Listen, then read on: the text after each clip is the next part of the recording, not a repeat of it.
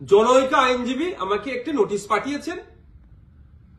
তিনি বলেছেন 48 ঘন্টার মধ্যে যদি তার ক্লায়েন্টকে আমার বক্তব্য দ্বারা নাকি মিসলিড হয়েছে এই মর্মে বক্তব্য প্রত্যাহার, ক্লারিফিকেশন বা তার নোটিশের উত্তর না দিলে আমার বিরুদ্ধে আইনত ব্যবস্থা নেবে। আমি বলি 48 ঘন্টা কেন, 800 ঘন্টা কেন, আর 8 মিনিট কেন, আমি তার নোটিশের কোনো প্রতি উত্তর দেব না। আমার বক্তব্য যদি আইন বহির্ভূত হয়, আমার বক্তব্য যদি সংবিধান বহির্ভূত হয়, সিধে চলে যাক সে কোর্টে, আইনের মাধ্যমে তার সাথে আমার বোঝাপড়া হবে। আমাকে নোটিশ পাঠিয়ে কি ধমকানো চমকানো হচ্ছে? এই ধরনের অনেক নোটিশ আমি খেয়েছি। আমার নামে অনেক মারাত্মক মারাত্মক অভিযোগের মামলা নিয়ে আমি মাথায় করে চলছি, মিথ্যা অভিযোগ নিয়ে। উনি আমি ভয় পাই না।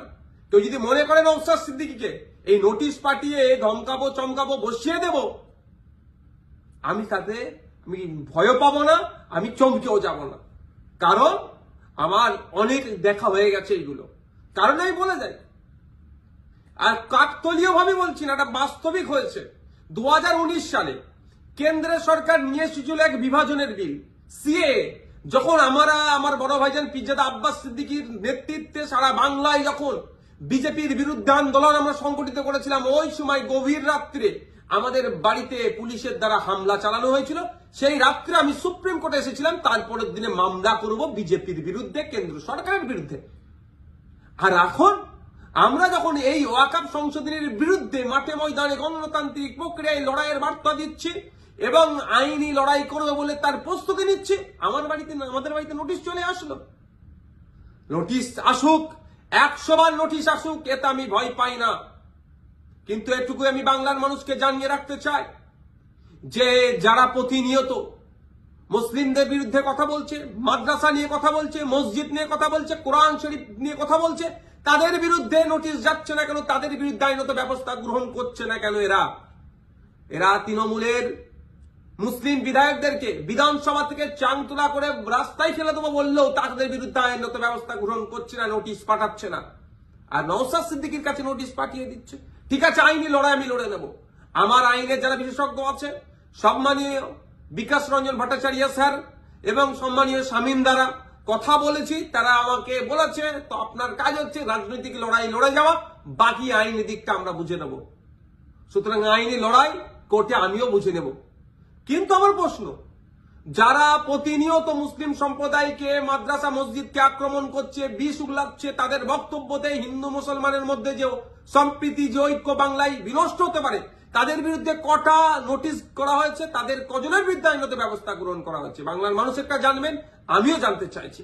শুধু তাই নয়, আমাদের রাজ্য সরকারকে, আমাদের রাজ্য সরকারের যিনি প্রধান মমতা ব্যানার্জি মহাশয়াকে একটা বক্তব্য শুনেছিলাম, কি জঙ্গি যোগ না কি বলে দেখে দিয়েছিল, তখনও চুপ করেছিল। আর নওশাদ সিদ্দিকীর বিরুদ্ধে নোটিশ, ওই নোটিশ পাঠিয়ে আমাকে কেউ ভয় পাওয়াতে পারবে না। বিজেপির এই ওয়াকফ আন্দোলনের বিরুদ্ধে, সংশোধনী যে নিয়ে এসেছে ওয়াকফ, এর বিরুদ্ধে আন্দোলন জারি থাকবে।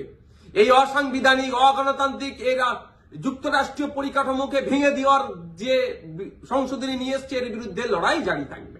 যখন আমাকে খোঁচা দিয়েছে, আমি কয়েকটা প্রশ্ন বাংলার মানুষের কাছে তুলে ধরতে চাইছি এবং সর্বোপরি তৃণমূল কংগ্রেসের কাছেও তুলে ধরতে চাইছি, এর উত্তর দিতে হবে।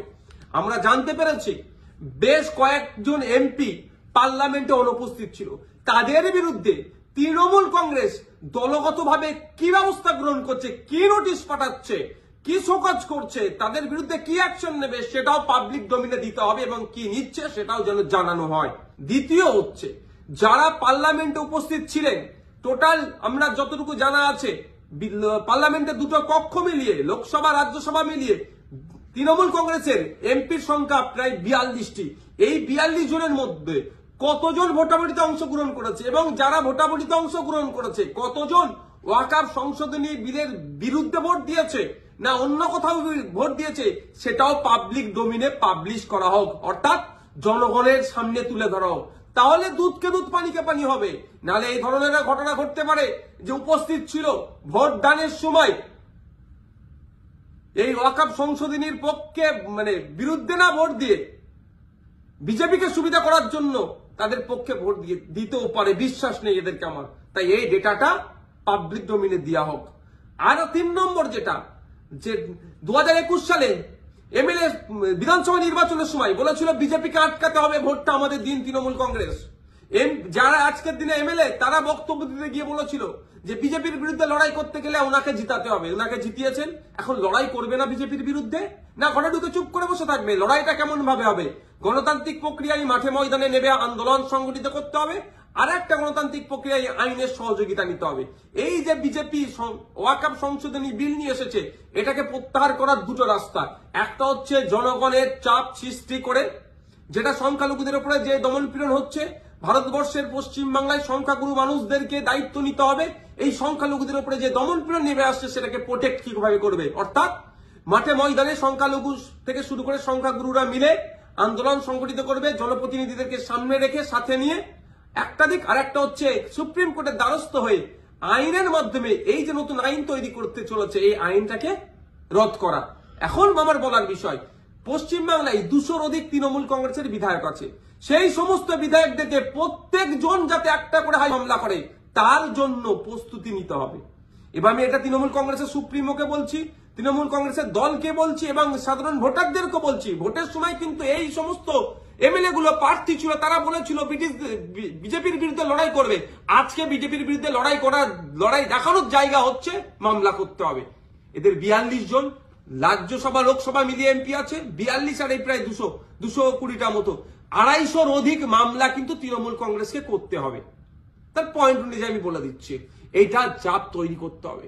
আমি নওশাদ সিদ্দিকী একা যদি আমি একাধিক মামলার দায়িত্ব নিতে পারি, হাজার হাজার মামলা হবে ওয়াকফ সংশোধনী বিলের বিরুদ্ধে, সেটা আমি ভালো করে জানি, বিজেপিও জানে, তৃণমূল কংগ্রেসও জানে, আমি পাবলিকও জানে। কিন্তু তৃণমূল কংগ্রেস কটা মামলা করছে, না মামলা না করে বিজেপিকে জায়গা করে দিচ্ছে, সেটাও পাবলিককে দেখতে হবে। ভোটার যারা ভোট দিয়েছিলেন 2021 সালে, যারা ভোট দেননি তৃণমূল কংগ্রেসকেও, কিন্তু আপনার জনপ্রতিনিধি যারা এলাকায় আছে তাদের কাছে তুলুন আওয়াজ যে আপনাদেরকে মামলা করতে হবে। মালদা থেকে কংগ্রেসের একজন এমপি আছেন, তাকেও আমি অনুরোধ করছি আপনিও সুপ্রিম কোর্টে চলেন, গিয়ে মামলা করবেন। এখন দেখার বিষয় তৃণমূল কংগ্রেসের কতজন এমএলএ কতজন এমপি মামলা করছে এবং আমরা ভোটাররা কতজনকে মামলা করাতে পারছি প্রেসার বিল্ড আপ করে, সেটাই এখন দেখার বিষয়।